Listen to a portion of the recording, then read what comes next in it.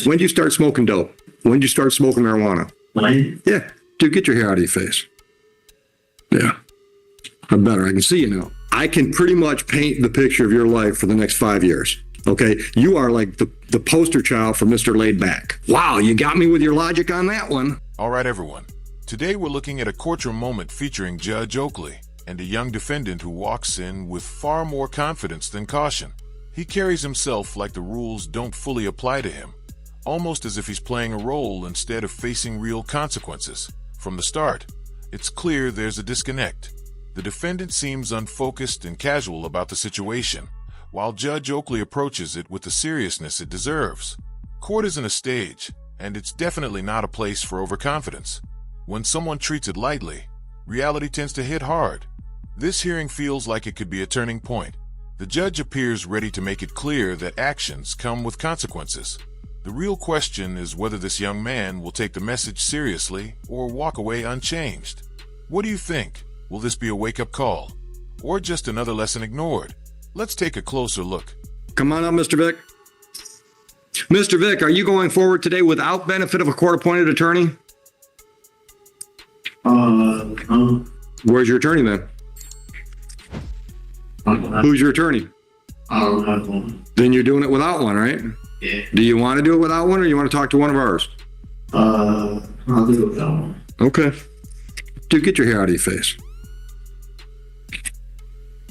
Yeah. I'm better. I can see you now. All right. All right. I've got a ticket here, and the prosecutor says you're going to plead responsible to double parking, and we're going to dismiss a misdemeanor charge of reckless. Is that correct? Yes. That's the way you want to resolve this today? Yes. Okay. How old are you? Let me see. All right. I understand you're almost done with school. Yes, sir. Then what's your plan? I've been trying to get a job ever since I was 7. Stop right there. Stop right there. Where have you been trying to get a job? I'm trying to get a job at the service yard at Holiday Inn at the apartments. Okay. Why do I have a ROA for a double parking? And we've already got a ROA for it? Oh, So everything. it's confusing. No, it's not the way I'm used to saying it. I thought we had 2 tickets going. Okay. All right. Where else have you looked? I looked at the baby shop in Logo, Okay. and I also looked at Walmart and Buffalo Wild Wings. And nobody's hiring you? Well, Walmart, I don't know, but I can't get a response from Buffalo Wild Wings, and I'm trying to go to the holidays. Okay. Okay. All right. You got a driver's license? No, sir. Yeah, transportation is going to be an issue then. All right. So what's your long-term plan? Done with high school, then what? I'm trying to be an engineer. So you're going to school somewhere. Hopefully, that's. Where and when? Well, I graduated this year, and maybe I hope to go to college. Maybe by the time I'm 19. Okay. What are you waiting for? Nothing really. Then why aren't you going to college now? As soon as you graduate? I'm trying to finish school right now. No, as soon as you graduate. As soon as I graduate. Yeah. Why aren't you planning on being in school somewhere in the fall? I really didn't think about that, but When did you start smoking dope? It's pretty clear this guy doesn't look fully present in the moment. His eyes seem heavy, his reactions are slow, and he carries himself like he's somewhere else entirely. When you walk into a courtroom appearing unfocused, it immediately sends the wrong message. There's a big difference between being relaxed and looking unprepared. Court is one of those places where your posture, your attention, and your attitude matter. If you show up seeming distracted or disconnected, people are going to notice, whether he's nervous, overwhelmed, or just not taking things seriously. The impression isn't helping him. In a courtroom, you want to look alert and respectful, not confused about what's happening. What do you think? Does he seem calm, or just completely out of sync with the situation? When did you start smoking marijuana? when? Yeah. 2 years ago. Okay. How often you hit it? that often, What's that mean? like barely. What's that mean? Give me a frequency, brother. Once a month, once a week. Speak. Okay. All right. So on this file, you're not working now, so I'm not going to give you money. I'm not going to charge you fines and costs. I'm going to charge you community service hours. But I also have to give you a little lecture. Dude, I've been doing this a long time. All right? I can pretty much paint the picture of your life for the next 5 years if you don't do something drastic. Okay? You are like the poster child for Mr. Laid Back. All right? If you're talking about going to school when you're 19, I can guarantee when you're 21, you'll still be talking about going back to school. Guaranteed. I mean, I would bet $100 of mine against one of yours that by then you could come back and we'd still have this conversation about your planning on it. Okay? If you were my nephew, I would put you in a car. I would drive you over to Canton on Ford Road. I would walk you into the recruiting office where you can talk to the Army, the Navy, the Coast Guard, Air Force. They're all in one building. And I would have you go door to door to door and find out what they could offer you if you sign up. Because that's what you need to do. You need to completely shake up your life to make something happen.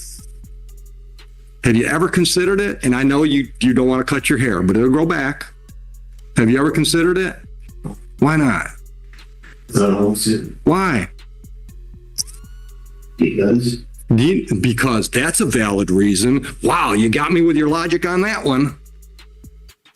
Listen to me. How are you going to pay for engineering school? Okay, well, if I get a job, I can pay for it. No, you can't.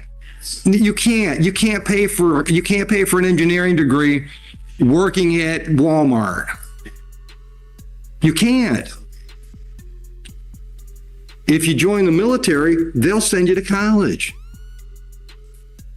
You know, every one of the branches of our armed forces have engineers.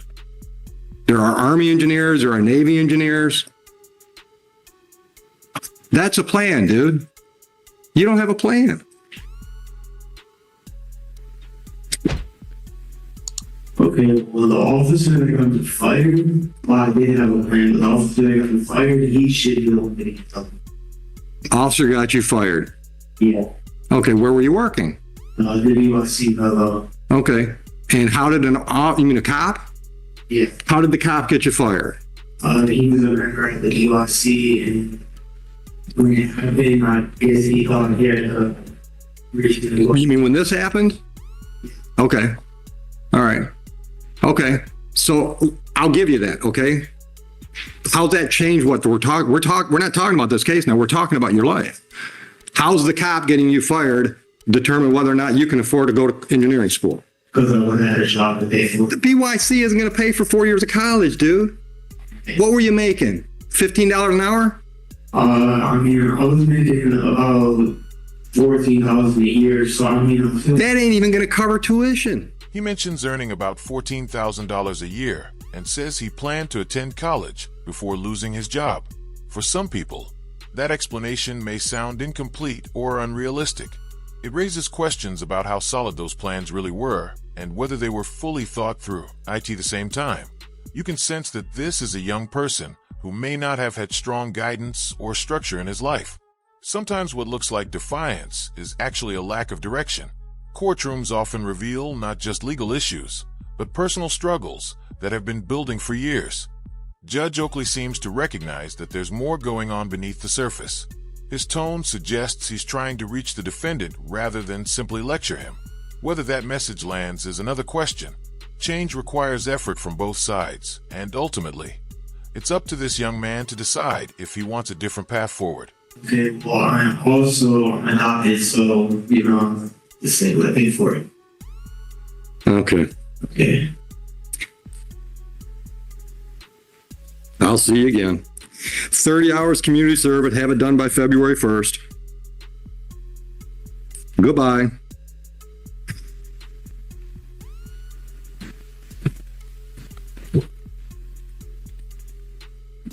It's easy to feel discouraged watching someone who doesn't seem ready to take things seriously. Right now, he may walk out of court and act like nothing happened. That's often the hardest part to see. When an important warning doesn't seem to register, there are a lot of young people who struggle with direction and discipline. Without steady guidance or positive examples, it can be difficult to build responsibility and confidence. That doesn't excuse poor choices, but it can help explain how someone ends up treating serious situations too casually. Court is not a place for jokes or indifference. The law moves forward whether someone feels ready or not.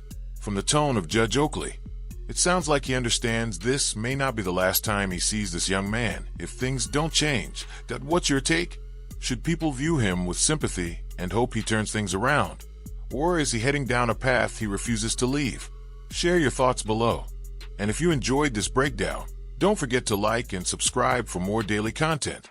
Thanks for watching, and take care.